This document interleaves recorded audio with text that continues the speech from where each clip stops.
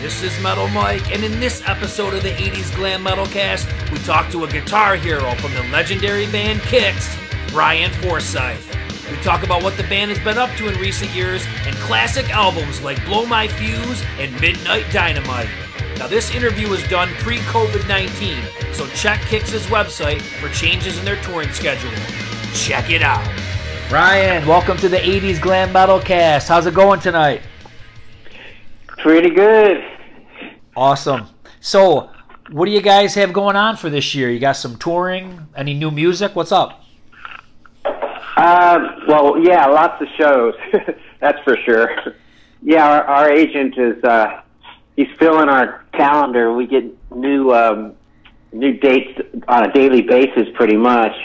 So we're kind of booked up through the end of the year already. But yeah, we do. And it's not like, you know, it's mostly fly dates, so which is cool because we fly out on a weekend, we do a show or two, and then we get to fly home. So we're home during the week. But so it's a lot easier than the old days when we used to drive around forever in a van. So how about new music? Anything on the horizon for that, or? Well, eventually, yes. But, you know, we've all been working on our own ideas on our own, and but we haven't had a chance to get together and put things together. But we've been talking about it, so, you know, eventually it's going to happen. We just need to find a gap in our schedule where we can put it together. So you guys released Fuse 30 Reblown a few years back to celebrate Blow My Fuse. You got to have some fond memories of that era, don't you? Oh, yeah. Yeah, that was kind of like the peak. So when you look at this album, the remixed version, what can a fan expect different, you know, sound-wise from this updated version? Well, well, the old version, for one thing, was, I don't know why, it was really quiet. I remember when I would listen to CDs, you know, I'd be at one volume, and if I stuck Blow My Fuse in, I'd have to crank it up louder because it was so quiet. And also there was, back in the 80s, there was like this style with the effects where they just pile on the echo and the reverb, and it was all like kind of muddy sounding. So this new mix, well, let me start at the beginning. We, you know, we got Bo Hill to do it, mm-hmm. And the initial mix was Tom Werman. So, you know, Bo was familiar with the record, but when he got the master tapes, he decided to not go back and listen to the record and just take the tapes and go through the tapes and see what was on them, and then just do a completely new mix on his own, like his own take on the whole thing. So that's how it turned out. And so it's a lot, well, the volume is up to, you know, where it should be, and it's not all muddied up with effects either anymore. It's much clearer, and like there was a couple spots, like I never noticed it, so I put like headphones on and listened to it. I'm trying to remember what song it was. There was an intro to one of the songs. The echo was so out of time that you couldn't even tell what was going on. It was like this jumbled mess. But so yeah, so the new ones, it's crisper and cleaner, and the cool thing about the whole mix that Bo did was, you know, there's a lot of, like when we record, I'd go back and I'd do my solos, but I'd also do like guitar fills here and there throughout the track, and like Tom would pick and choose. He'd just throw one or two in here or there. And Bo went through and found like some other parts that I forgot that I even had played, and stuck those in there too. So it was kind of cool. It just made it a fresh approach to the songs. Do you remember, if you can think back, do you remember why you guys went with Tom Werman versus Bo Hill? Was it like a scheduling thing, or do you remember what happened?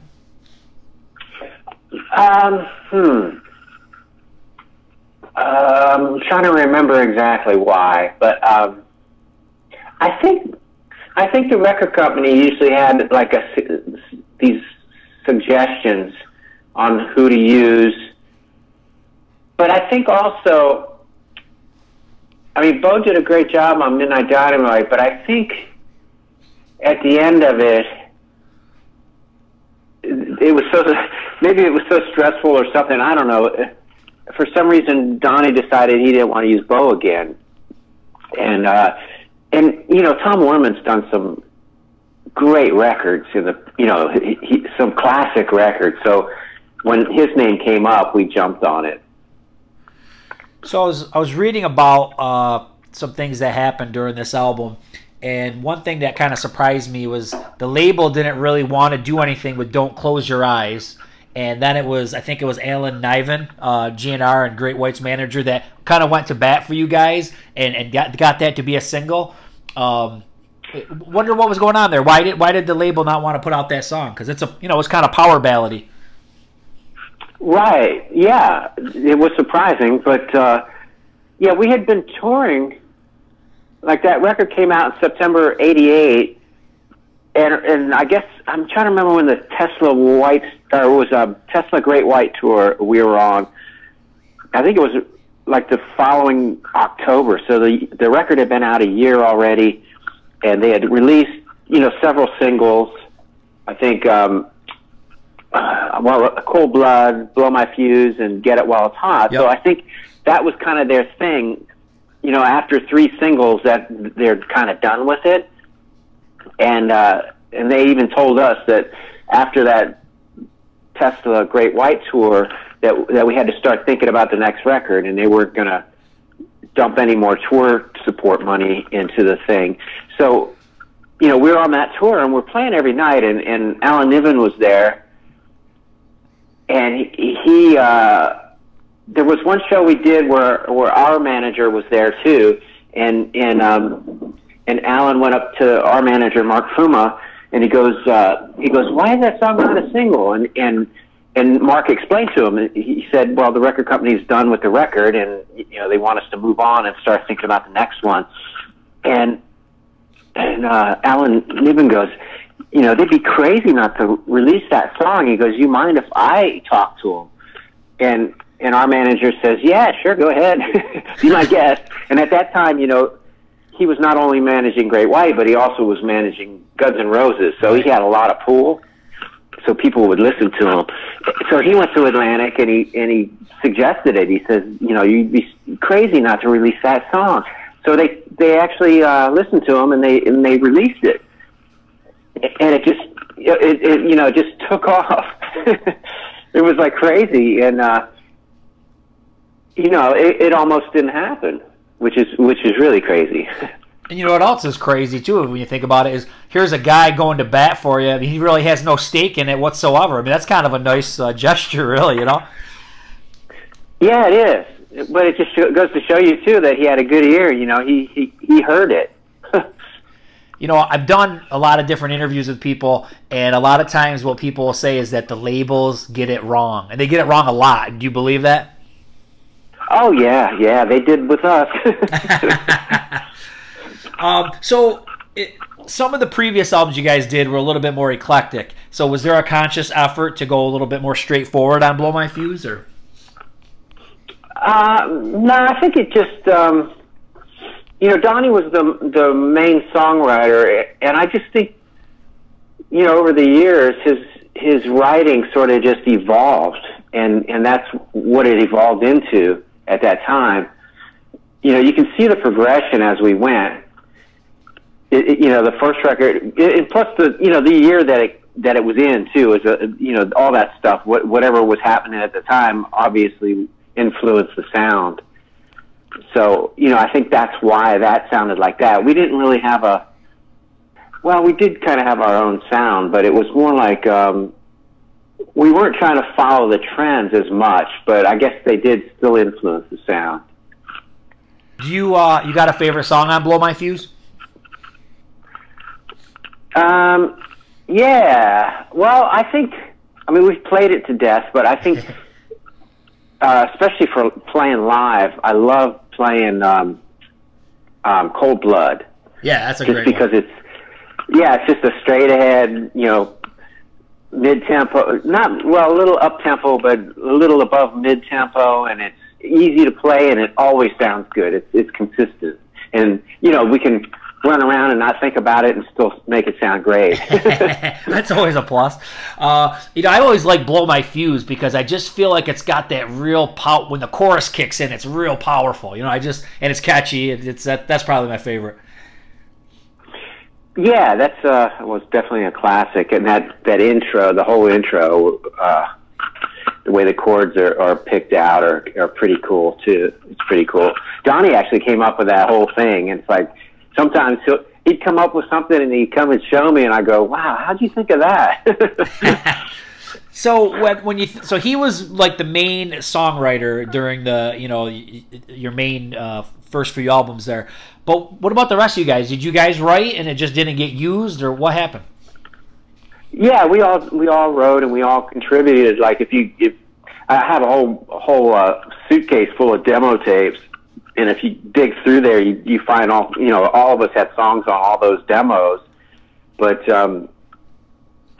Donnie's songs were just so much better. And the thing was with Donnie, he had so many. Like for every one song that I'd come up with, he'd have 10, and then his were like way better. So we'd end up working on his songs at rehearsal, and everybody else's songs sort of got stuck on the back burner.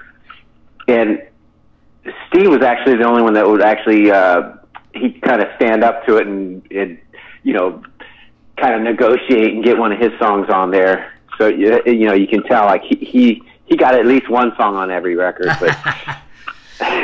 But you know what? You can look at a lot of different bands, and you see that that's pretty common. If you look at Motley Crue, for example, Nikki Sixx, bass player, he wrote pretty much all of the songs. And I get it. Like if the songs are great, I think it's smart to use the best songs. So it doesn't really matter who writes them. But then I guess as a fan, I'm always curious to see, well, what's Brian's musical vision, or what's Vince Neil's musical vision? Because you don't really get to see it when one guy is the main writer. You know what I mean? Right, and that's the other thing too. I mean, I've got a bunch of songs that I never even took to the band just because they're not KIX songs. Right. And that's the thing. I have a lot of different tastes, and I don't really write in one style. I kind of bounce all over the place. So, if I came up with a song that sounded like it could be a KIX song, that's when I would take it and we'd do a demo of it or something. But I think that's the main reason. It's almost like Donnie's style ended up being the sound of the band, really. Right.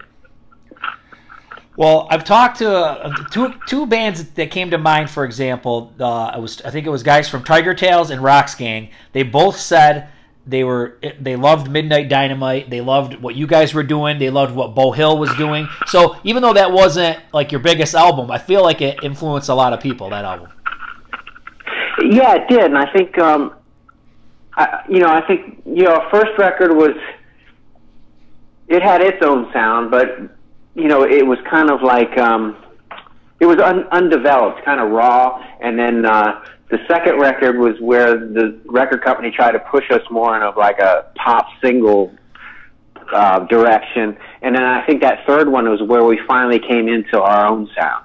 That's the way I look at it. And it's almost like if you listen, not to compare us to the Rolling Stones or anything, but if you listen to like the old Rolling Stones, they went through all those years of playing cover songs, and then then they were sort of bouncing around trying to find their sound and kind of following in the Beatles' footsteps a little bit, But when they finally broke away and just did their own thing, it was like Beggar's Banquet was when they finally kicked in. It was like, that's what they're supposed to sound like. And that's the way I feel like Midnight Dynamite was for us.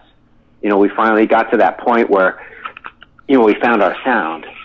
Isn't it crazy though when you think of like, okay, so for you guys, you're saying basically it took like 3 albums to really get where you were supposed to go, and then you just built on it and got it bigger. And then look at other bands, somebody like Guns N' Roses, they come out of the gate and there they are. A lot of people look at Kiss's debut the same way. It is funny, like sometimes like certain bands it's a build up, and then other bands are like hitting you right in the face first album.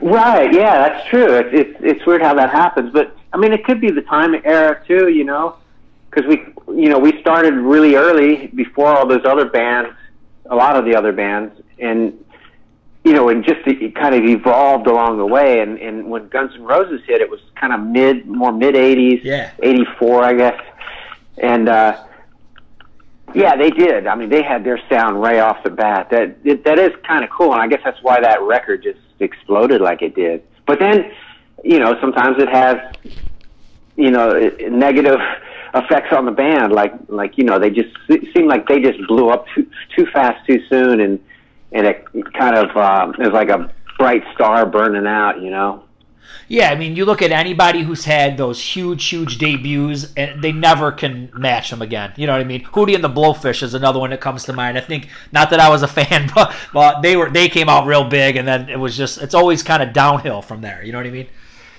Well, yeah, it's kind of, because you got to look at that and go, well, how are we going to top this? Yeah, it's hard. It's hard to do that. And then you're overthinking. You know what I mean? You're overthinking it, trying to surpass it. Where when you have a nice trajectory where you're kind of just building it up, you're kind of fighting. You're trying to get to something. Where if you come out right out of the gate like that, and then where do you go? It's just nowhere to go. Yeah. So for us, it was a blessing in disguise because it let us evolve naturally instead of trying to force it. Yeah. So if you get to 1991, Hotwire comes out, and obviously times are changing, but that was still a successful album. What were things starting to come apart at that point? No, not really, not till later. But no, that record we had really high hopes for that record because of the success of Blow My Fuse. Right. So, musically, I think that's even a better record. I think that was the next step in the evolution of our sound, and we expected it to be bigger because we thought, oh, finally, this one's going to do it, because Blow My Fuse was just almost there but didn't quite make it. We wanted to just break through and be a huge band, and timing was not on our side. Yeah. But yeah, that one, it was funny because 2 times in our career, it was almost like this. The same thing happened at the same time. Back in the Cool Kids days, when we recorded Cool Kids, and that was the pop album that the record company wanted us to do. We were just finishing up. We were on the final mixes. And our A&R guy from Atlantic comes down to sit in on the mixes and listen. And he gets there and he pulls his cassette out of his pocket and he goes, oh, I want you guys to hear this. It was like the final mixes of of Pyromania, mm-hmm. the Def Leppard record, and it hadn't come out yet. And he goes, listen to this, and he puts it in, and it's this big rock record. And then we listen to our little pop mixes, and we're going, oh man, we could have done that. We had all kinds of more rock songs that we weren't allowed to use or were talked out of using, and it was just we could just see it. We knew that was going to be a giant success, and ours was just going to sort of fall by the wayside. And then the same thing happened with Hotwire. We got done with it, and it was just, it was just about to be released, and we went up to have a meeting with the president of the label, and he's talking about his plan for the record and all this stuff, and then while he's talking, he opens his desk drawer and pulls out this Nirvana CD, and he goes, "This is the next big thing." Basically telling us, you just recorded the wrong thing. This is what's going to be big. So it was almost the same thing that happened for Cool Kids happened for Hotwire, and that was pretty much the beginning of the end. Yeah. That's funny because I've heard that similar story with a lot of people, because what happened with a lot of guys probably happened with you guys too. So let's try to follow this path. So Don't Close Your Eyes gets released in '89, right?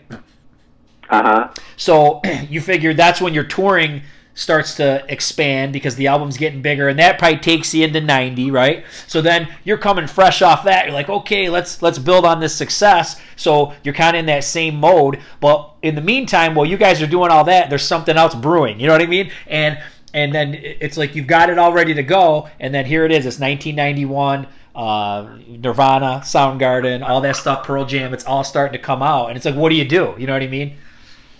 Yeah. Yeah, exactly, and yeah, it was a bummer because we were still touring and everything was still going good at that point, and they released a few singles off that record that did decent, and then it came to the ballad, and we thought, well, Don't Close Your Eyes was a huge hit, so this next one, Tear Down the Walls, should be even bigger because we thought it was even a better song, right? And so they were going to release that as the big ballad off the record. But at that point, we were starting to fight it because the grunge thing was moving in, yep. And power ballads were starting to be like, passe. Nobody wanted to hear that stuff anymore. But they were getting ready to release that song, and we went to do a video for it.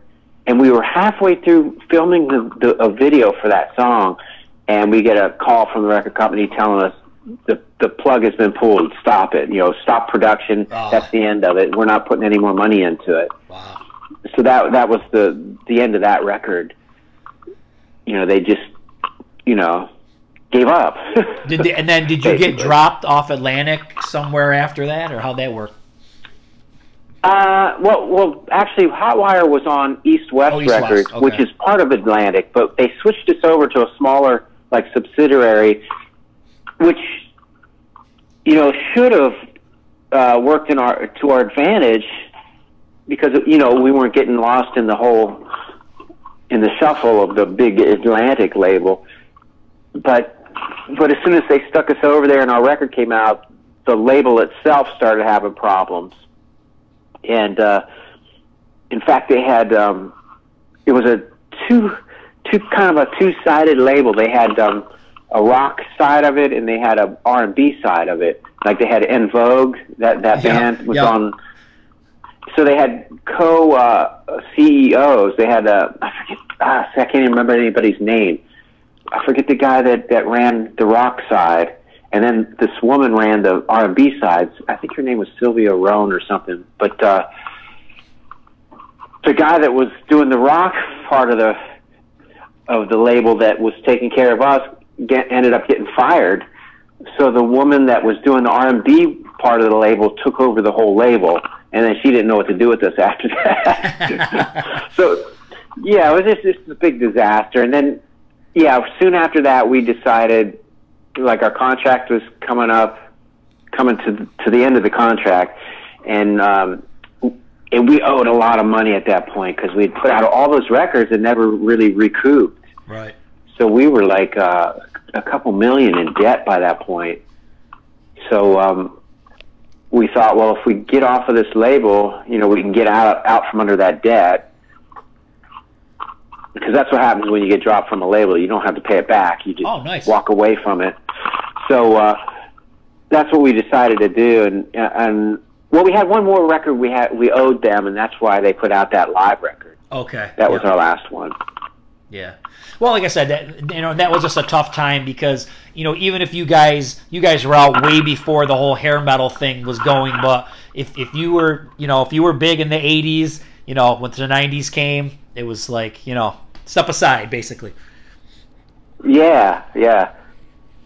So then, even bands like AC/DC were struggling, I think, during that period. Yeah, probably the only people that I could think of, maybe Guns N' Roses and Metallica, were still kind of, doing it. You know what I mean? But everybody else was. And you're right, it was tough. Yeah, there were a few that kept it going. Well, like Metallica, though, they never relied on radio play or anything. They had their own thing, so sort of like their own little bubble. So, how did the reunion kind of come back? How did you guys work that to get back together? Well, I left the band in '93, right the same week that the live record came out. I saw the whole thing, like there was that big build through the '80s, like we were just climbing this mountain and trying to get to the top, and then when the grunge thing hit and it started to go back down, I was just, I just couldn't see myself going back through it on the way back down, right. And so I thought, well, maybe I should try something different, and then I started looking around for something else, and I ended up moving out to LA in '93. So the band continued for, I think, 2 more years after that. So '95, they finally gave up on it too. It just dwindled down to hardly anything. Like they were struggling, so they decided to stop. And then I hadn't talked to Steve. Well, I went back and did show business in '94 as a hired guy. Like I wasn't in the band anymore, but I went back and recorded that record with them.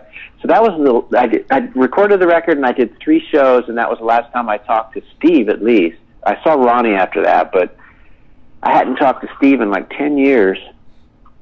And one day he calls me up, and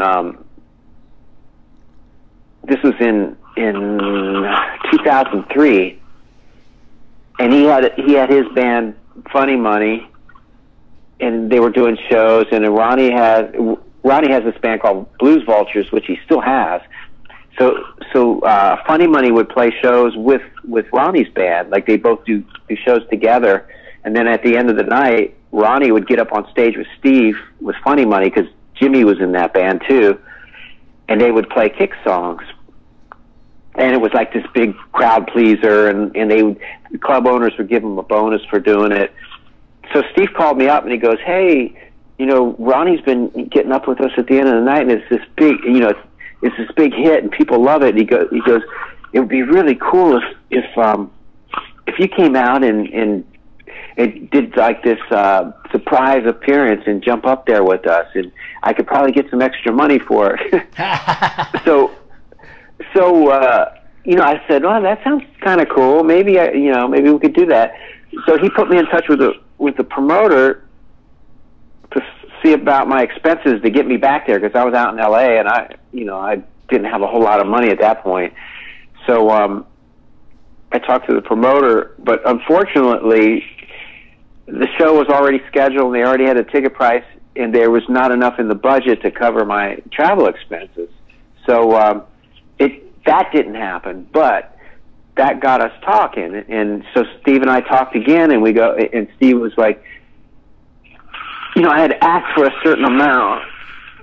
I said, well, for me to travel all the way there just to jump up and do a few songs, I said, I need this amount of money, and they couldn't do it. So Steve, when Steve and I talked again, he goes, well, we should all be making, we should all make some money. He goes, why don't we just put this thing back together and do a few shows and see what happens? We'll just have fun and make some money. And so that's how it happened. And it was only going to be a few shows during the holidays at the end of 2003, and it was such a success. I mean, they immediately sold out, of course, because they were around the Baltimore area. We made a bunch of money, we had fun, and they sold out, and we thought, wow, we should do this again.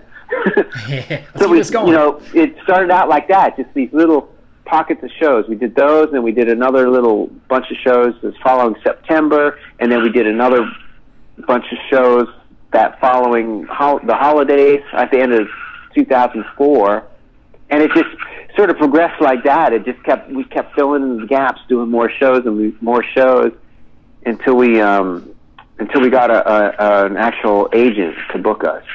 Yeah, now you guys, I mean, now it's kind of got to be big business because you've got a lot of tours that come around that go with multiple bands. You've got festivals, you've got cruises. So now it's, people are kind of, the 90s are gone, right? We're getting back. We want to relive the 80s and have some of that nostalgia. So that's got to help the band right there. Yeah. And when we first did this, we had no idea that all this was going to happen. And, around the time that we found our booking agent is right around when the 80s thing was taken off, or maybe a year before that, because I remember I was playing with Rhino Bucket at the time, and we did Rocklahoma. We did it the year before KIX did it, and I remember all those the 80s bands, and it was like, man, like this is a thing. Like Rocklahoma was almost like the original 80s festival, and it seemed to catch on. And the following year is when our agent got us on Rocklahoma, and that was our first big show outside of the Baltimore area. And I think that just kind of spawned this whole thing where there was a bunch of different 80s festivals after that, and then all of a sudden, a few years later, the Monsters of Rock thing started happening, those cruises. So it's become a thing, which is really nice for us. Yeah. I mean, yeah. Well, I think, hey, everything comes back around again, and that the rock fans are some of the most loyal fans in the world, for sure. Yeah, they are. Yeah, and I think, for us, we never made it huge, but we did tour a lot back in the old days, and so we had this reputation, this live reputation, and there were so many people that heard about us but never got to see us, and now, they finally get to see us now, and they were like, man, it's like, I've never gotten to see you guys. It's like, it's cool that can happen. And the coolest thing too is a lot of these festivals, you'll see like these fans from the old days, and then they'll have their kids who are now like, in their late teens. So we have like multi-generations coming to see us. Yeah, because for a younger person, if you want to get into a rock band, well, good luck finding, what I mean? A lot of ones that are in the mainstream. Don't get me wrong. I know there's a lot of cool music out there, but they're not in the mainstream. So you'd either have to really dig for it, or you got to go back to the past and find guys from the 70s, 80s, 90s, or whatever. So it's harder to find than it was back, 30 years ago. Yeah, I'm sure. Yeah, I can't imagine starting out now. Especially, when I was first starting, it was way back at the beginning, and you had the 50s, and then the early 60s, and then the late 60s it started evolving. Then the 70s, that's when sort of the rock thing was happening. So there weren't that many styles to choose from. So when you put a band together back then, it was a lot easier to find people all on the same page because there wasn't a whole lot to choose from. But now it's like, there's been so many different styles of music. I can't imagine like trying to find somebody that thinks the same, Yeah, it's got to be tough. Yeah. Well, hey, Brian, anything you want to say to your fans before we wrap up? Oh, well, I mean, I always love to thank the fans because that's why we're still here. If it wasn't for them, I'd be working at some pet clinic somewhere, cleaning some dog's ears. But, yeah, I mean, it's like, ever since I was a kid, this is what I wanted to do. So it's a dream come true for me. And it's a blessing that we can still be doing it after all these years, and we can still pull it off, too. I mean, and we're blessed because it's pretty much the whole band, except for Mark Schenker, who we still call the new guy, even though he's been there longer than Donnie now. But there's a lot of bands that maybe have the drummer and everybody else is different, or some bands there's nobody that's original and they just have the name, True. Which is really weird. Yeah, so we're lucky. We're lucky to have like almost all the same members, and we still kind of look the same, and we still play the same. So it's good. Yeah, man. You guys are still kicking ass, so keep at it. thanks a lot for the conversation, man. Have a great one. Yeah, you too. Thanks. Thanks, Brian. Well, that was an awesome interview with Brian. Hey, I hope everybody out there is safe. I hope you're doing well, and I hope you're rocking on!